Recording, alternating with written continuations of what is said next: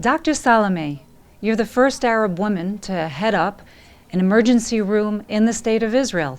What's it feel like each and every day? A great responsibility with a lot of pride. Go through your day. We start actually late at night. I'm on call. I am the head of the emergency department, so I can receive calls in every hour, every minute. I am responsible for this department. How do you juggle family and running an emergency room? It's quite challenging, actually, but as a woman, you know, women can multitasking, what men cannot. So a lot of multitasking, actually.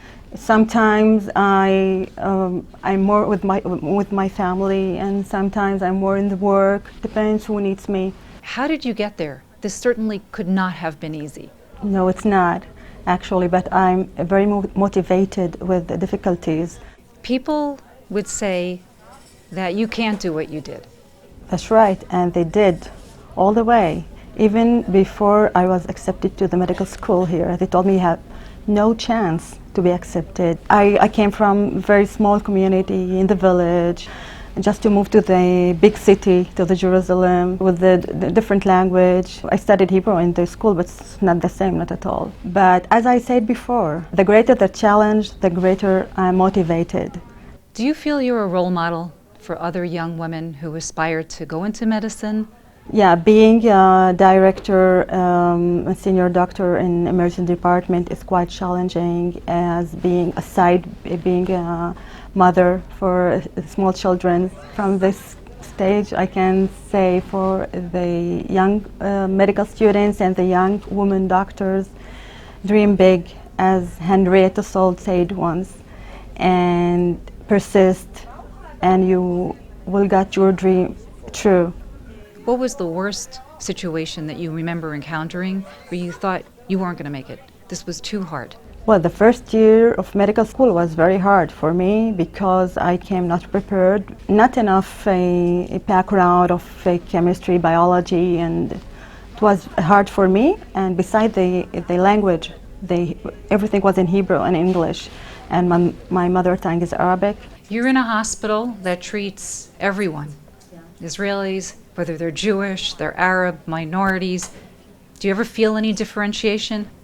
It's an oath between me and God. I'm going to help anyone with no bias, not race or gender or religion or anything else, as a human basis. And that's all. What message would you leave with young people? What are the tools they need to become leaders? Well, it's a very hard question. How do you define the leader? But I believe leadership rests on your values. The first, I think that you have to be honest with yourself, be authentic. Do what you really believe in, otherwise it won't work, okay? And just believe in what you do and work hard. I never said it's easy, but you can get there. And you don't have to give up something. You can find a balance. I hope that in my position I proved that you can do it. Who are your role models? It would sound maybe a little strange to say my mother. She was married when she was 17. She came from a city, from Nazareth to a village. And because she got us, she didn't completed her university or anything. But now she's completing her master's degree in coaching. Now she's about 63 years old, and she never gave up. So she's my role model. Your husband is also a physician.